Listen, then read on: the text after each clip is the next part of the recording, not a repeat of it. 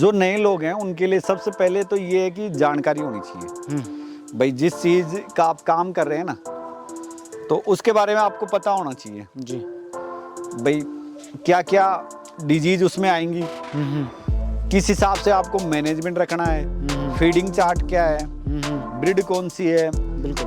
Purchasing आपको कहाँ से करनी है। तो ये चीज़ें, ये पैरामीटर होते हैं। जैसे पहले तो ये है कि आपको परचेजिंग कहाँ से करनी है, दूसरा आपको चीज़ कौन सी लेनी है। भाई आप एक क्राइटेरिया बनाओ, भाई मेरे को वहाँ से खरीदना है। साथ में जैसे ये आजकल ट्रेडिंग में है, जैसे भाई केजी के हिसाब से बकरी मिलती है आपको, तो ये इस चक्कर में आप नहीं पड़े। तो सर स्वागत है हमारे YouTube चैनल पर आपका। जो दर्शक आपको देख रहे हैं, थोड़ा सा अपने बारे में बताइए, अपने फार्म के लोकेशन के बारे में बताइए। हरी जी, आपका हार्दिक अभिनंदन है हमारे फार्म पर। जी जी। और जिस समय आप बात कर रहे हैं यहाँ की, तो ये चोमू से करीबन 25 किलोमीटर की दूरी है। अपने गांव की 25 किलोमीटर दूरी है जी। ऑन हाईवे अगर बात करें तो चोमू से गोविंदगढ़ आता है, गोविंदगढ़ से करीबन 5 किलोमीटर की दूरी पे सिंगोद खुर्द नाम से ये गांव पड़ता है जी। आगे आप ढोड़सर से आओगे तो भी 5 किलोमीटर की दूरी होगी जी। तो ऐसे में सिंगोद खुर्द अपना गांव है। गांव है। हाँ, और करीबन जयपुर से बात करें अपन तो जयपुर से 50 किलोमीटर की दूरी पे है। जयपुर से 50। हाँ, ऐसे में यानी हाईवे से ज्यादा दूर नहीं है। जी जी। अपन बात करें तो। और अपने फार्म का क्या नाम है सर? फार्म का दूध कृषि फार्म के नाम से अपना ये है। और बेसिक जो ट्रेडिशनल तरीका है उस हिसाब से यहाँ एग्रीकल्चर, पशुपालन में भैंस है, गाय है और गोड्स और हॉर्स, जी, ये चीजें हमने रखी हुई है और इन्हीं पे अभी चल रहा है। जी, जी। तो ऐसे में ये थोड़ा सा आप देख सकते हैं, ये पशुपालन की इकाई है, उधर गाय हैं और ये जो बड़ी भैंसें हैं उनके काफ हैं। तो इनमें करीबन ये 2 ईयर 1 ईयर ऐसे में ये काफ हैं। और आप दिखाना चाहो तो ये इधर ये जो बड़ी गाय है उसमें थोड़ा सा अगर अपन बताना चाहे तो जी जी। HF, साहिवाल, जी। थार पारकर और गिर का क्रॉस है। अच्छा। ये है, मैं थोड़ा सा आपको खड़ा करके दिखा देता हूँ इनको। जी जी। ये HF है, होलिस्टन फ्रीजर, हाँ हाँ। एक्जोटिक ब्रीड है। और ये भी HF है। जी। इसकी बात करें, ये करीबन 2 तो नहीं है, 1.5 साल के आसपास है। ये थार पारकर है। ये देख रहे हैं आप, ये साहिवाल है। अच्छा, क्या एज होगी सर इसकी? एज हरीसी इसकी करीबन 2 साल के आसपास है और ये अभी 20 दिन के आसपास इसको सीमन हो गया लगाए हुए। अच्छा। साहिवाल का ही लगाया, बढ़िया इंपॉर्टेंट स्टार लगाई है। देखते हैं क्या, ये सेकंड टाइम की है जी। HF है। बहुत बढ़िया। ये गिर का क्रॉस है। अब आप देखो ना, जैसे कई बार अपन ब्रीड की बात करते हैं, जी जी। ये थार पारकर है और इसी की बेटी है ये। अच्छा। यानी थार पारकर में जब इंसेमिनेशन में आपने गिर का सीमन लगाया ना, हाँ। तो ये रिजल्ट मिला आपको। बहुत सारा। लंबाई बढ़ गई, कलर चेंज हो गया। हाँ हाँ। ये और दूध की कैपेसिटी भी कुछ % इससे बढ़ी है। अच्छा। साथ में ये देख रहे हैं, ये साहिवाल का है। यानी HF पर जब आपने साहिवाल का काम किया ना, तो आपको ये रिजल्ट मिला। दूध की कैपेसिटी भी ठीक है और स्ट्रक्चर भी ठीक है। बढ़िया। हाँ ऋषि, ये राठी जो अपने यहाँ जो ये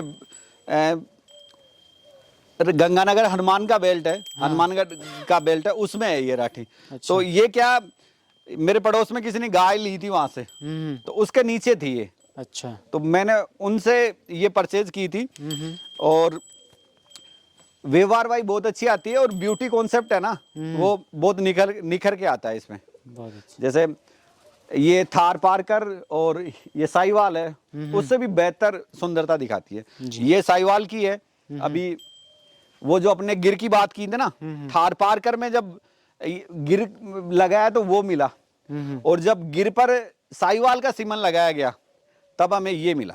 जी।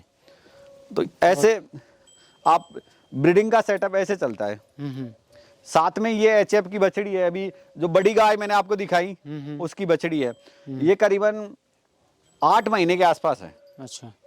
और ये आपने शुरू में जो दिखाया ये कटरियाँ वो है, जो बड़ी जो भैंसे हैं उनकी ये है। बिल्कुल। तो सर जैसे आप एग्रीकल्चर से भी जुड़े हुए हैं, तो कितने एरिया में लगभग आप खेती करते हैं और क्या क्या उसमें लगाते हैं, ये थोड़ा सा बताइए। लैंड की बात करें ऋषि तो करीबन ये 65 बीघा जमीन है हमारे यहाँ, या कच्ची बीघा चलता है अपना। तो इसमें अभी हमने गेहूं लगा रखा है जो है, और साथ में ये कुछ फार्मिंग, ये कॉन्ट्रैक्ट फार्मिंग में थी कुछ, ये गोभी की जो सीड्स तैयार करते हैं गोभी का जी। जो फूल गोभी है उसका सीड्स है। तो करीबन 16 बीघा में ये है, बाकी में और करीबन 8 बीघा के आसपास इस समय जो अब आगे जो फसल आएगी टमाटर की वो लगा रखी है। बाकी में गेहूं और जो लगा रखा है। बहुत अच्छा। और इस तरफ चलें तो ये आपका हाँ, ये गोट फार्म का सेक्शन है। गोट फार्म के सेक्शन के साथ ये हॉर्स का है। अच्छा। तो ये क्या हमारे फादर साहब को शौक इंटरेस्ट था, तो फर्स्ट बार वो फुसकर से एक मेर लेके आए थे। हाँ हाँ। मेर क्या, छोटी बच्ची लेके आए थे। तो उसके बाद फर्स्ट जो देखे बात करें तो ये फर्स्ट मेर ये थी। इसने 4 बार बच्चे दिए हैं। इसने 4 बार बच्चे दिए हैं। फर्स्ट में आई थी। हाँ, फर्स्ट बार यही थी। फिर मेटिंग करवाई है इसकी 4 बार में इसने 3 तो मेल दिए हैं। अच्छा। और ये एक फीमेल थी। ये फीमेल फर्स्ट टाइम की है इसकी। उसके बाद अगली जो ये है ये इसी की है। अच्छा, बहुत बढ़िया। ये इसी की है, उसकी है ये। और ब्रीड कौन सी है सर ये? नुकरा बोलते हैं इसमें। तो ये शौकिया तौर पर ही रखा हुआ आपने? शौक के तौर पे कुछ, जैसे ये शादी ब्याह वगैरह होते हैं ना, हाँ हाँ। तो उसमें ये रेंट वगैरह का रहता है उसमें। अच्छा, तो उसमें भी काम में ले लेते हैं। उसमें भी काम में हाँ। लेते हैं। बहुत अच्छा। तो शौक, बाकी जो ये इनके जो बच्चे आते हैं, जैसे ये फिल्ली है, तो ऐसे में अगर ये प्रतिवर्ष अगर बच्चा देती है तो उसमें ये आपको प्लस में मिल जाता है। ये बाकी जो शादी ब्याह वगैरह अटेंड करते हैं तो उसमें तो इनका फीड का ही निकल पाता है। बिल्कुल। और ये सेक्शन जो है अपना, ये अपना गोट का है। ये थोड़ा सा हमने शुरू किया था और अभी स्टार्टअप ही है ये। तो मतलब आपने पूरा एक हब ही बना रखा है इसे?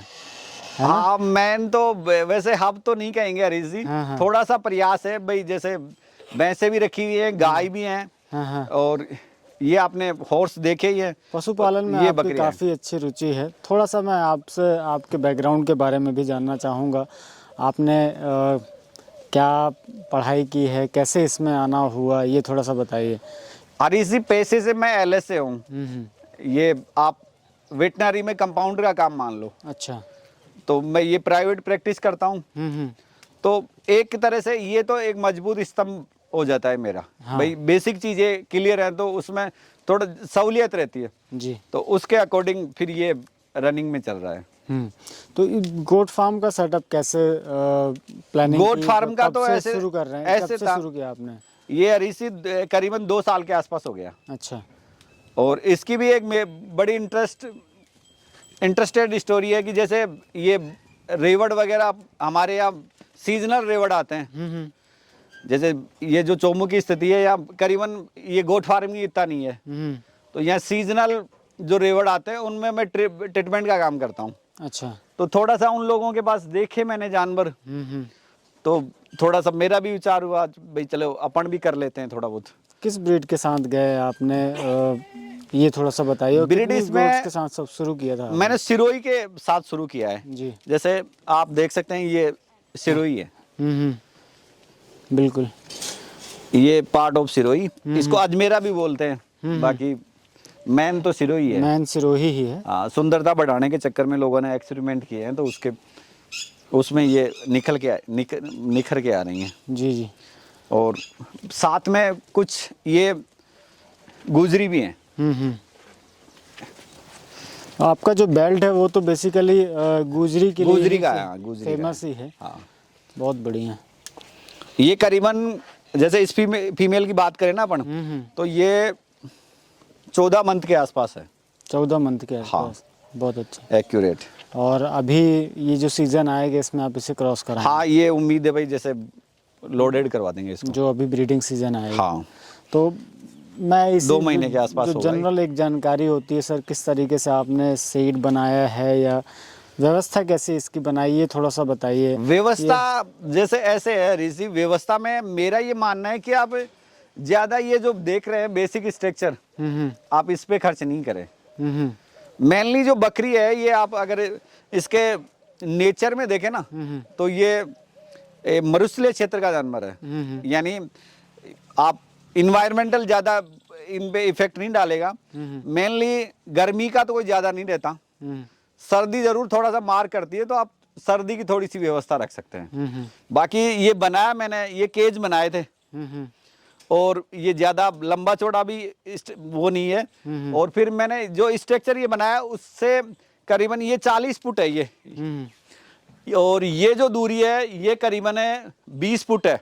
जैसे अपन बात करें ना स्ट्रक्चर की, तो ये 20 बाई करीबन ये होगा 20 बाई 20 का ही है ये। अच्छा, ये 15 बाई 20 का है ये, ऐसे हाँ हाँ 15 बाई 20 का जी। है। और ये जो आगे जो आप पोर्शन देख रहे हैं, हाँ, ये 40 का है।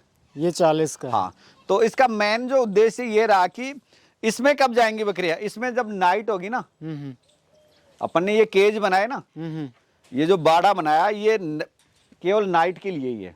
बहुत अच्छा है। और आपने मतलब कोई विशेष ज़्यादा इसमें खर्च नहीं किया नहीं है? खर्च देखो करना भी नहीं है ज़्यादा। आप मैन अगर आप बकरियों पे खर्च करें ना, बकरी लेने में और जैसे फीड का करें ना, तो वो बेहतर रहेगा। बाकी शेड का कोई कॉन्सेप्ट नहीं है यहाँ जी। तो सर मेरा एक सवाल है, जनरली मैं आपके एरिया में पिछले 4-5 ट्रिप मैंने लगाए हैं, जो दौसा से लेके ये पूरा जयपुर तक का, और जयपुर से आगे दानपुरा तक का, जो नावा सिटी पड़ता है वहाँ तक। तो इसमें तो गुजरी जो है वो पाली जाती है, आपने सिरोही रखी हुई है। तो अगर कोई ब्रीडिंग के ऊपर काम करना चाहता है तो आप क्या सजेस्ट करें, क्योंकि आप भी जो हैं वो इस फील्ड में प्रैक्टिस कर ही रहे हैं, तो आपको डेली नए नए जानवर देखने मिलते हैं और उनकी परेशानियां देखने मिलती हैं। तो आपका एक्सपीरियंस क्या कहता है, ये थोड़ा सा बताइए। फिर अपन गुजरी और सिरोही के डिफरेंसेस के बारे में भी बात करेंगे। इसमें। जैसे हरी जी आप कह रहे हैं गुजरी और सिरोही, देखिए ये अपनी लोकल ब्रीड है दोनों ही। लोकल मतलब राजस्थान की है, बाहर से कहीं आई नहीं है, तो दोनों ही बेहतर है। थोड़ा सा ये है कि जैसे गुजरी की बात करें ना अपन, जैसे आपको मैं पकड़ के दिखाता हूँ, अपन यही बात कर लेते हैं कि इनके बीच में अंतर क्या है। भाई ये प्योर गुजरी है, और आप देख रहे हैं सबसे पहले तो जो गुजरी को सिरोही से अलग करती है ये कलर पैटर्न, ये पैचेज आएंगे, साथ में ये मुंह सफेद आएगा बिल्कुल। और ये जो ये व्हाइटनेस है ना, ये नीचे से होती हुई पूंछ तक चली जाएगी पीछे। ये सींग इसका है ना थोड़ा सा मोटा आता है। अपन सिरोही से बात करें ना, तुलना करें, तो सींग थोड़ा सा मोटा आएगा। कानों की लंबाई तो वही होगी, सेम ही है।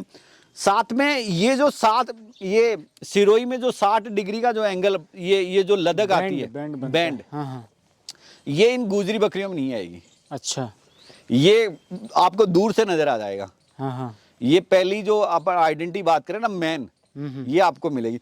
दूसरा बॉडी वेट ज्यादा है, सिरोही से बॉडी वेट ज्यादा लेगी।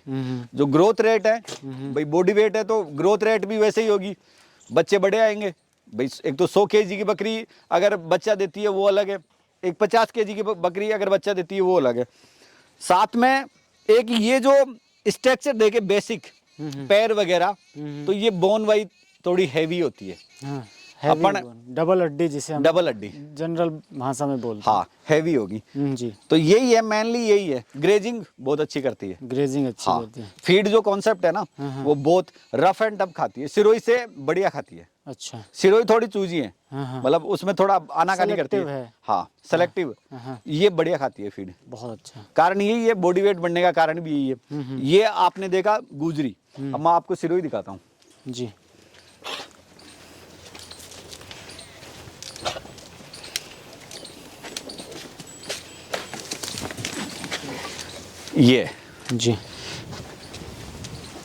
ये बड़ी फीमेल है और इसने करीबन 4 बार बच्चे दिए हैं।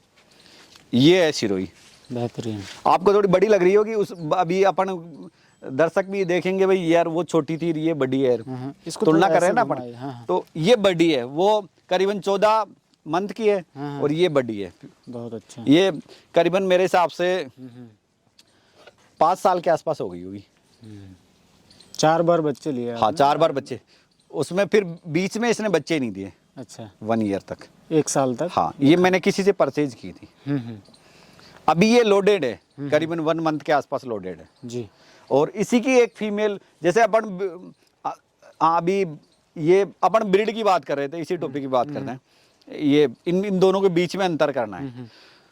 तो अंतर तो ये है कि कलर तो वो ये आ गया, कलर ये रहेगा, साथ में ये है ना, ये कवर्ड, ये जो ये लदक है, ये बढ़ती हुई मिलेगी आपको बिल्कुल।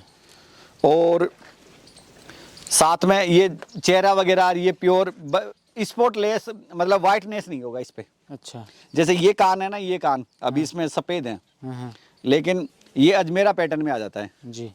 बाकी सिरोही के लिए बोलते हैं भाई उसमें एक भी वाइट धब्बा नहीं होना चाहिए। बिल्कुल। रोमन नोज है, ये जो इसके सींग है ये ब्रेन से चिपके हुए होनी चाहिए। बॉडी वेट करीबन 60 प्लस होना चाहिए। ये नहीं है कि आप 50 kg की बकरी की बात कर रहे हैं, वो आप उसको सिरोही बोल दोगे। बॉडी वेट भी अच्छा होना चाहिए, सिरोही अच्छा बॉडी वेट लेती है। हाँ, लमसम जो 12 महीने 14 महीने की बकरियां होती हैं वो 60 किलो के हाँ। अप्रॉक्स बॉडी वेट गेन कर लेती हैं। हाँ, जैसे मदर जो बकरी है 60 kg की होनी चाहिए। बिल्कुल।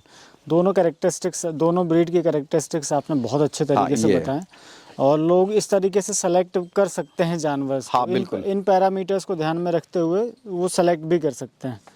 और फिर जैसे हम बात करते हैं कहीं जैसे एक चीज और है, जैसे कई लोग बाग जैसे सिरोही में ना, जैसे ये कलर,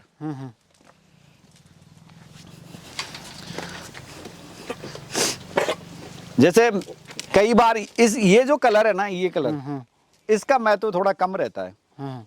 आपने भी देखा होगा जी भाई, ये जो बकरियां हैं कम रेट में बिकती हैं।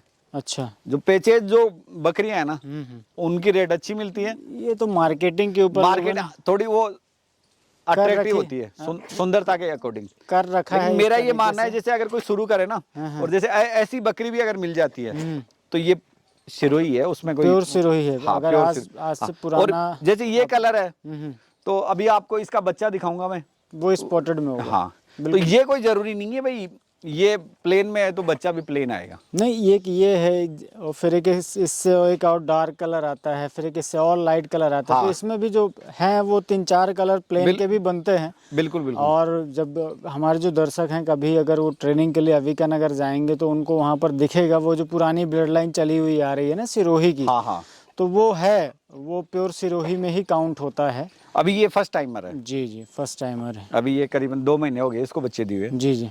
अगर हम बात करें सर बकरी की ख़रीदने के ऊपर कि भाई किस बकरी को हमें ख़रीदना चाहिए या परचेस करते समय हमें कहाँ से बकरी खरीदनी चाहिए, ये मुझे बैक कैमरा बात बता रहे थे, वही मैं जानना चाहूँगा कि आप ऑन कैमरा भी बताएं ताकि ये सवाल बहुत अच्छा है आपका। जहाँ सबसे पहले जो गलती होती है ना, यही होती है। जैसे नए जो लोग बाग हैं वो अगर जैसे बकरी खरीदते हैं ना, तो मेरा ये मानना है कि अगर वो स्टॉल फीडिंग के लिए बकरी खरीद रहे हैं जी, तो आप कभी भी जो जंगल में जो बकरी घूम रही है उसको ना ले आप, सबसे बेहतर है ये। अब इसका रिजल्ट मैं आपको दिखाता हूँ जी। ये स्टॉल फीडिंग पे थी ये बकरी, हाँ। और ये जो बकरी है हाँ। ये रेवड़ से खरीदी गई है। अच्छा। ये बकरी बहुत अच्छी थी, लेकिन इसमें क्या होता है वो उसमें इम्प्रूवमेंट नहीं होता। अच्छा। जैसे आप देख रहे हैं ना, ये कुछ तो ये बच्चे दिए हुई है, अभी करीबन 2 महीने के बच्चे हैं इसके नीचे। जी जी। तो कुछ तो वो वीकनेस है और कुछ ये स्ट्रेस में रहती है। अच्छा। ये जनरली आप यही मान लो कि एक बच्चा है वो सिटी में पला बढ़ा है, और फिर आप जब वो मेच्योर हो जाता है और उसको गांव में रखना चाहो ना आप, तो वो उसके लिए मुश्किल है। तो यही है, ये रेवड़ में पली बड़ी है, वहीं मतलब ये प्रेग्नेंट भी वही हुई थी फर्स्ट बार, ये सेकंड बार लेके आया था मैं तो इसको। तो वो फिर वो मनोदशा नहीं बनती इसकी, अच्छा, यानी ये यहाँ रहने के लिए प्रतिकूल नहीं हो पाती फिर। हाँ, इससे जो मिलने वाले बच्चे होंगे वो हाँ, वो बिल्कुल वो अच्छे रहेंगे। वो अच्छे रहेंगे। और तो ये थंब रूल ही है आप, ये मैंने खूब देखा है। हाँ, सबसे पहले तो करीबन जो फार्म फेल हुए वो यही कारण था कारण यही कि था। उन्होंने बकरियां तो जंगल से खरीदी, लेकिन फिर उन्होंने वो जंगल दिखाया ही नहीं उनको, कभी भी नहीं दिखा। कभी भी वो भाई कंपाउंड में पिंजरों में डाल दिया उनको। जी जी जी तो जी। वो उनके लिए मुश्किल है। हाँ, ये अगर आप करना चाहो ना कई बार, जैसे भाई जैसे अगर बंदे के पास खुली जगह है हाँ हाँ तो वो घंटे 2 घंटे अगर उनको बाहर निकाले हाँ, तो उस वे में वो चल सकता है। उस वे में चल हाँ। सकते हैं। और बिल्कुल अगर वो चाहे कि यार मुझे बंद कर रखना है या बांध कर रखना है, जैसे हम फार्म की बात करते हैं तो सारी चीज़ें हमें कंपाउंड में ही करनी है, बिल्कुल, स्टॉल बिल्कुल। फीड पर, तो वो थोड़ा सा फिजिबल नहीं होता है। बिल्कुल।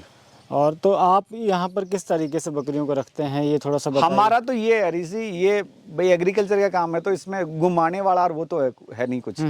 इसमें ये जो दूरी बताई ना मैंने आपने, फार्म से 40 फीट दूरी है, ऐसे आगे बनी हुई है, तो इसमें ये घूम लेती हैं। बाकी जो ये जो इनको फीड वगैरह करना होता है यही होता है सारा। क्या क्या फीड में उपलब्ध हो जाता है? फीड में देखिए ऋषि मेनली तो सूखे पे ज्यादा फोकस करते हैं। हाँ, और ग्रीन फॉडर में क्या क्या है आपके यहाँ? ग्रीन में जैसे एक तो रंज का है, हाँ हाँ, वो डाल देते हैं, और बाकी सीजनल जो भी खेत से मिलता है ना वो डालते थे। लेकिन उसमें भी डालने का ये नहीं है कि जैसे आपने हरा मिल गया तो टोटली हरा डाल दिया। अच्छा, ये भी एक कमी देखी है मैंने किसानों में।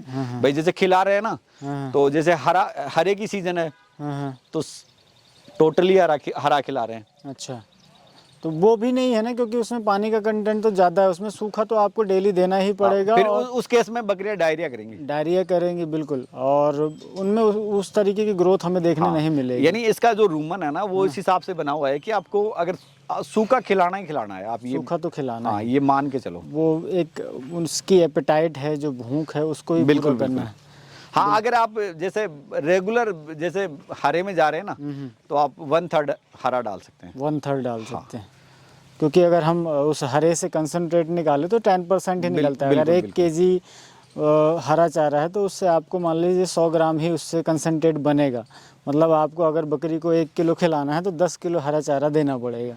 1 किलो अगर सूखे और घास के उसमें थोड़ा बराबर सा जितना ये भी है, बनाना जैसे तो। आप ब्रीडिंग की बात कर रहे थे ना आप, जी। बकरियों को मारा गया है इनब्रीडिंग से। अब इनब्रीडिंग की जैसे आपने कई जगह आर्टिकल भी पढ़े होंगे, जैसे यूट्यूब पर भी कई बार बताया गया होगा। इनब्रीडिंग का सबसे ज्यादा जो नुकसान हुआ वो इनकी रोग प्रतिरोध क्षमता कमजोर हो गई है। जी। दूसरा जो साइज जो आप जैसे, हालांकि मेरी जर्नी इतनी लंबी नहीं है, लेकिन मैंने जैसे रेवड़ो में ऐसे गया हूँ ना मैं, तो वहाँ जो बुजुर्ग मिलते हैं वो ये कहते हैं कि ये बकरियां बहुत हैवी और लंबाई में बहुत अच्छी थी। अच्छा। लेकिन अब जो बकरियां बची हैं उनकी साइज कम हो गई है। हाँ, ये आप इनब्रीडिंग का नतीजा ही देख रहे हैं। बिल्कुल। रोग प्रतिरोधक क्षमता गिरती है, फ्रेम डाउन होता है, फ्रेम डाउन होता है, और बच्चे देने की एबिलिटी भी कम होती जाती है, क्योंकि साइज उसी में कम मान लो होगा आप। तो स्वाभाविक सी बात है कि जहाँ बकरियां 3-3, 4-4 बच्चे तक भी देती थी, अब वो केवल सिमट के एक सिंगल पे आ गई है। और 1 टाइम साल में एक ही बार दे पा रही है। बिल्कुल बिल्कुल। क्योंकि हाँ, ये है एक जो अगर आप अपन देखें ना इनब्रीडिंग का, जैसे सिक्के के पहलू 2 होते हैं, लाभ अगर देखें ना तो ये इनब्रीडिंग से आप सुंदरता जरूर बढ़ा लोगे। आपका जो रेवड़ है ना वो इक्वल नजर आएगा आपको। अच्छा। ऐसा लगेगा जुड़वा बच्चे हैं आप। हाँ। हार्ड देखे आप जी, तो हार्ड पूरा का पूरा जो हार्ड है वो इक्वल नजर आएगा आपको। इनब्रीडिंग का नतीजा ये। जी। तो अब मैं थोड़ा सा इसमें मार्केट के ऊपर भी बात करना चाहूँगा, क्योंकि आप तो पिछले 2 सालों से बकरी पालन में है ही, आपका जो बेल्ट है वो गुजरी का है, तो सिरोही का मार्केट कैसा है यहाँ पर से थोड़ा सा ये बताइए, क्योंकि जो हमारे दर्शक होते हैं ना वो कहीं ना कहीं से बकरियाँ लेकर आते ही हैं और अपना एक फार्म सेटअप करते हैं। जो ब्रीड जो होती है वो उनके यहाँ से 300, 400, 500 किलोमीटर दूर की होती है। मैं जनरली उन लोगों की बात करता हूँ जो आउट ऑफ राजस्थान में बैठे हुए हैं, वो बकरी पालन करना चाहते हैं। तो मार्केट में क्या असर पड़ता है ये भी थोड़ा सा बताइए हमें, क्या आपको ऐसा महसूस हुआ, क्या ऐसा एहसास हुआ कि यार नहीं इसके साथ करेंगे तो ही ठीक है, या मुझे अपनी जो नेटिव ब्रीड है उसके ऊपर काम करना चाहिए? इसमें अरिसी ये जैसे पूछा ना आपने, अगर कोई बंदा जैसे गोट फार्म चालू करना चाहता है, नॉलेज हो ना, तो वो तो अलग से बात है भाई, आप उसको न्यू नहीं कहेंगे। अगर पहले से नॉलेज है ना उसको, तो उसको तो न्यू नहीं कहेंगे भाई, उसको उस चीज़ की जानकारी है। अगर न्यू है तो मेरा ऐसा मानना है कि जहाँ वो लोकल ब्रीड से काम करे वो। अच्छा। हाँ भाई, लोकल जो भी आसपास की बकरियां है ना, पहले एक बार उनसे चालू करे, सीखे पहले। हाँ वो उनसे सीख जाएगा। फिर बाद में आप किसी भी ब्रीड पे जा सकते हैं। बात की आपने अभी सिरोही की, तो सिरोही का तो मार्केट है देखो, ऑल इंडिया की बात करें अपन, बहुत बेहतर प्योर अगर सिरोही है ना, तो बढ़िया प्राइस मिलेगी आपको। बिल्कुल। हाँ, और साथ में यही नहीं है कि जैसे भाई कलर से ही बढ़िया हो गई, उसमें कई पैरामीटर है बढ़िया के भी। दूध कैपेसिटी अच्छी होनी चाहिए, बॉडी वेट अच्छा होना चाहिए बकरी की, साथ में बच्चे कैसे दे रही है वो, तो ये सारी चीज़ें मायने रखती हैं। ये किसे सामने लेकर आइए, ये थोड़ा सा। ये जैसे आपने मैंने शुरू में भी दिखाई थी इसको, ये है ना, ये बकरी, इसकी मदर दिखाता हूँ मैं आपको जी। ये इसकी मदर है। अच्छा। ये, और ये सेकंड टाइम, ये इसने 2 बार बच्चे दिए हैं। ये फर्स्ट टाइम की बच्ची है इसकी, समझो वो, और लेके आओ दूसरी इसकी, ये फर्स्ट टाइम की है, सेकंड टाइम की भी एक बच्ची है इसकी। अच्छा। और ये अभी ये रही, आराम से आराम से, ये जो बच्ची देख रहे हैं ये इस बार की है इसकी। अच्छा। और एक और है इसकी बच्ची, वो और लेके। तो ये ऐसी अगर आपको गोट्स मिल जाती है ना, तो आप ऐसा मानो आपका ये फार्म चल पड़ा। बहुत बढ़िया। और ये जो बकरी अभी आप जो हाँ, नोटिस कर रहे हैं ना इस पे, ये इसी की है। बहुत बढ़िया। इसका खड़े होने का अंदाज देखिए ना। ये देखो आप, ये इसी का है। ये इंडियन नाची जो मिलता जुलता है, ये देखिए खड़े होने का, गर्दन ऊंची करके खड़ी है बिल्कुल, ये देखिए शानदार, बहुत बढ़िया। कुछ चलिए अपन रिज़ल्ट के ऊपर बात कर लेते हैं। जो बच्चे आपने अभी हैं अपने बाड़े पर, वो देखते हैं। और आप अजमेरी पे काम कर रहे हैं, तो ब्रीडर के ऊपर भी अपन थोड़ा सा फोकस करेंगे। फिर दूसरे ब्रीडर ही देख लेते हैं पहले अपन। जी। ये अरिसी करीबन 10 महीने के आसपास है। हाँ। और इसका जो फादर था वो मेरे पास ही था। अच्छा। बहुत अच्छा ब्रीडर था। और उसको मैंने अभी तो सेल कर दिया। बाकी ये बच्चा है मेरे पास अभी। तो अभी हालांकि इसको मैंने ब्रीडिंग में काम में नहीं लिया है, अभी ब्रीडिंग में काम में नहीं लिया है, छोटा है अभी। हाँ छोटा है अभी। तो अब हालांकि अगर अपन विद आर्टिकल बात करें ना, तो करीबन 1.5 साल के आसपास से अपन बच्चे को काम में लेते हैं। लेकिन ये चीज बॉडी वेट पे डिपेंड करती है। अच्छा। जैसे अगर किसी जानवर ने अपनी जो ब्रीड का 60% अचीव कर लिया है, जैसे 100 केजी का टारगेट है किसी ब्रीड बनता है, हाँ, या अपनी मैच्योरिटी में वो 100 केजी का 100 केजी पे बनता है। हाँ। तो अगर वो 60 केजी पे आ गया ना, तो उसे हम क्रॉस करा सकते हैं, उसे अपन क्रॉस करवा सकते हैं और उससे मेटिंग ले सकते हैं। तो अभी ये बच्चा है, अभी मेरी तो मजबूरी ये है भाई, आगे जो सीजन आएगा बकरियों का मेटिंग के लिए, तो मैं इसी को काम में लूंगा अब। हाँ, तब तक ये 12 महीने का हो ये थोड़ा सा आपको लूज नजर आ रहा होगा, तो आप ये देख सकते हैं, ये पर्दे हटा दिए थे मैंने। अच्छा। तो ये सर्दी सभी जानवरों को लगी हुई है।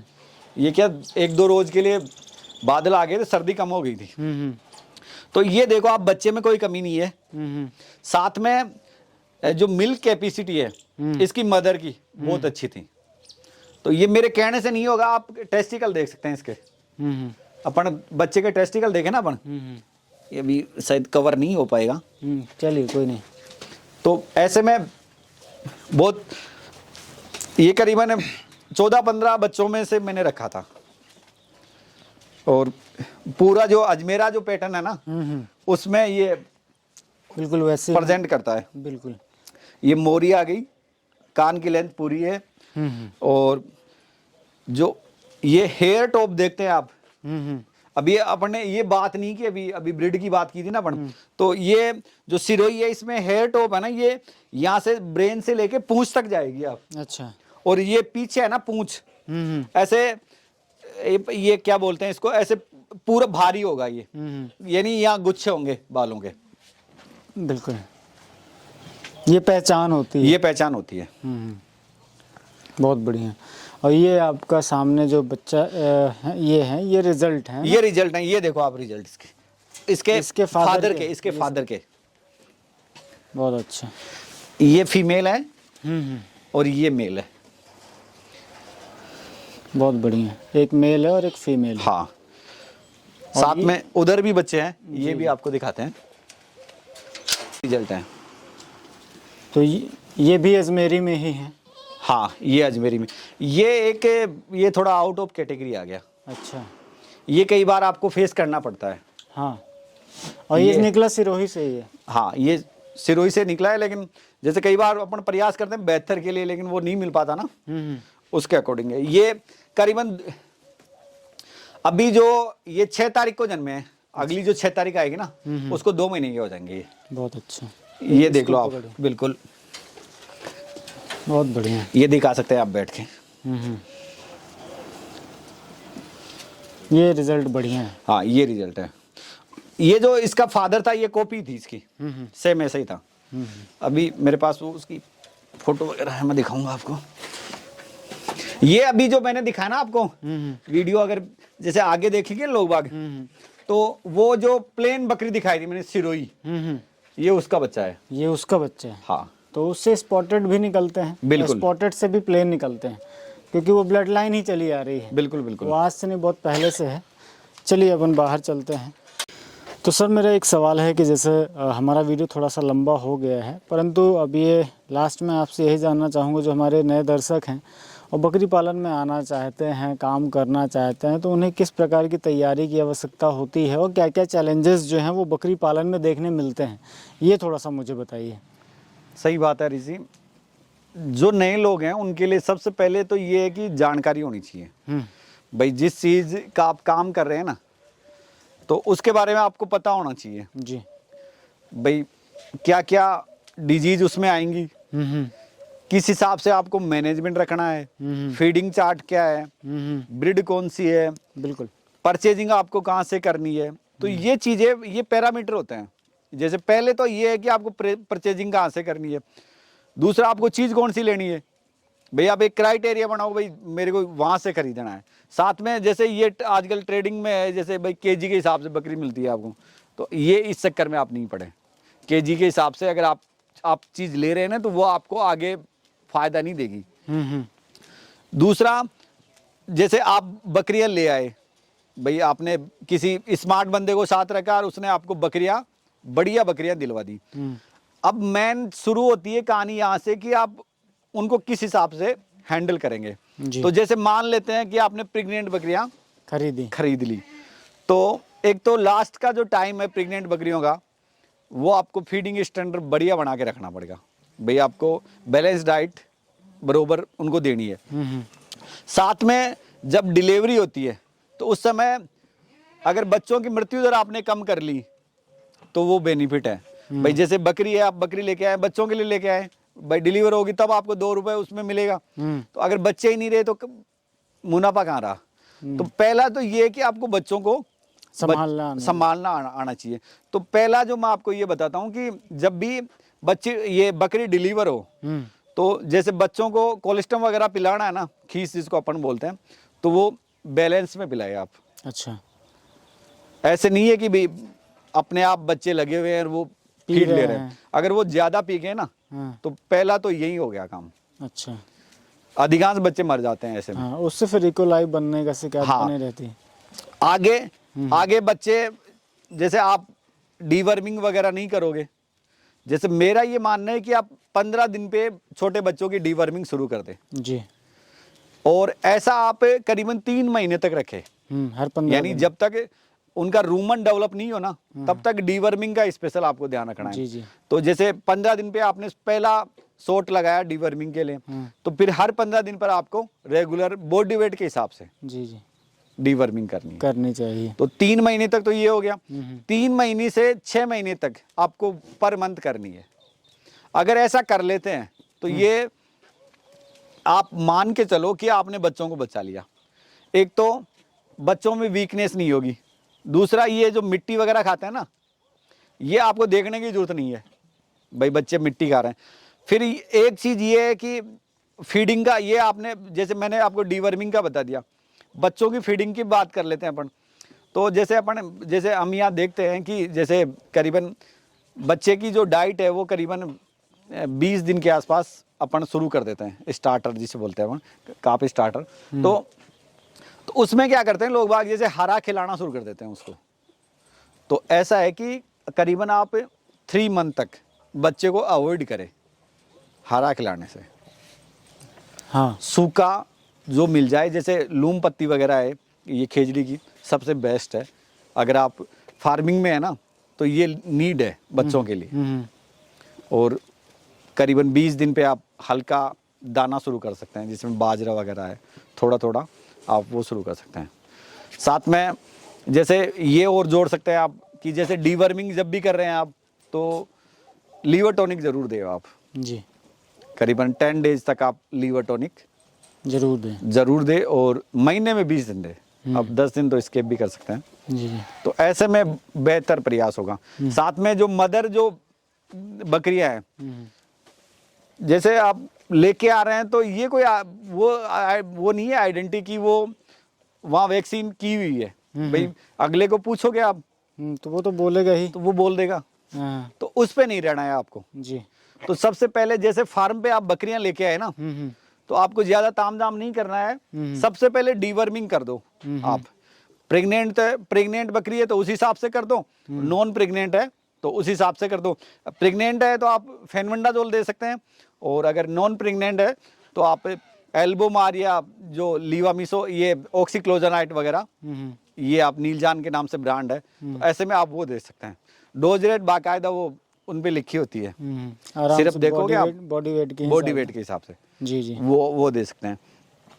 तो ऐसे में, और जैसे डीवर्मिंग भी आपको लाते नहीं करनी है, आप 4-5 दिन तक तो आप उनको आराम से रहने दो।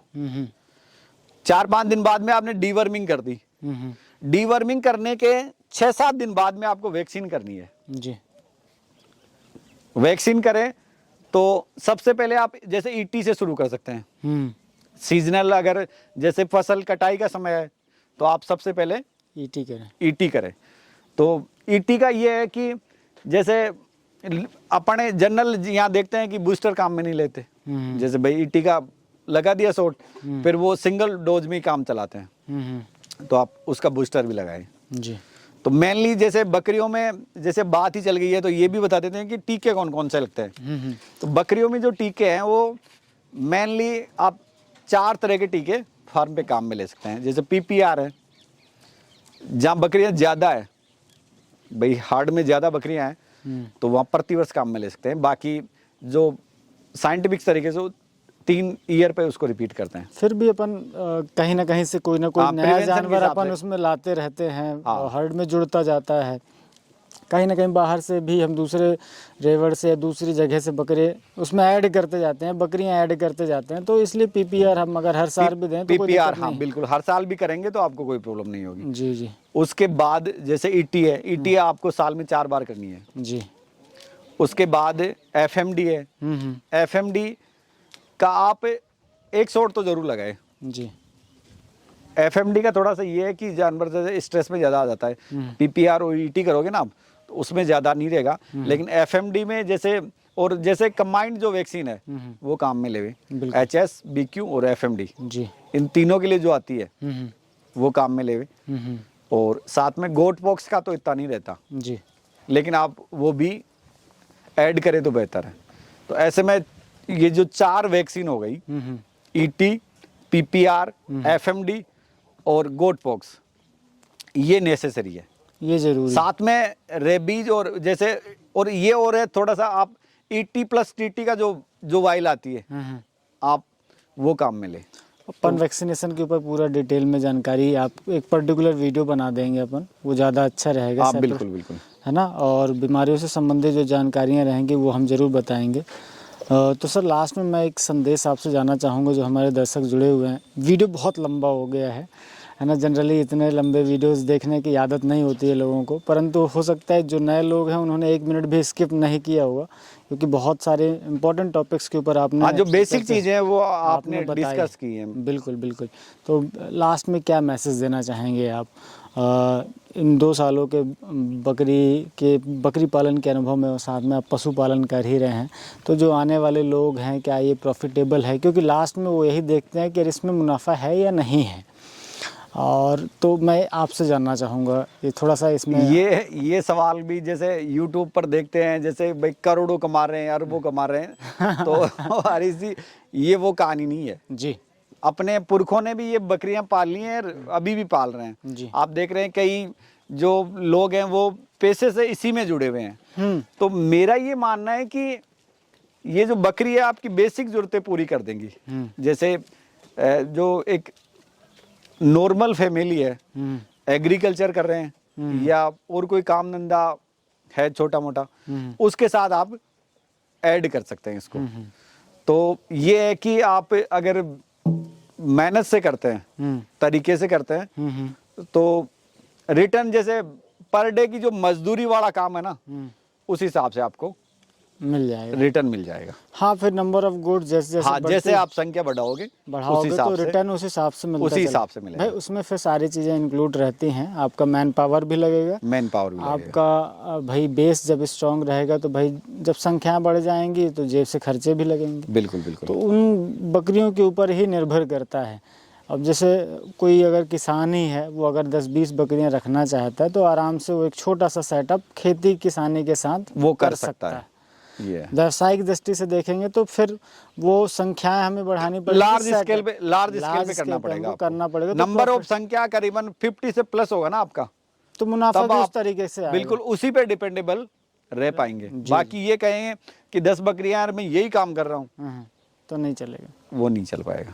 तो इतनी अच्छी जानकारी देने के लिए सर आपका तहे दिल से धन्यवाद, और अपने कीमती समय से हमें आपने टाइम दिया और इतना इम्पॉर्टेंट जो इन्फॉर्मेशन है वो आपने शेयर करी। आशा करता हूँ दोस्तों ये वीडियो आपको पसंद जरूर आया होगा। पसंद आए तो दोस्तों के साथ शेयर जरूर करें, चैनल पर नए हैं तो सब्सक्राइब जरूर कर लें। Thank you very much.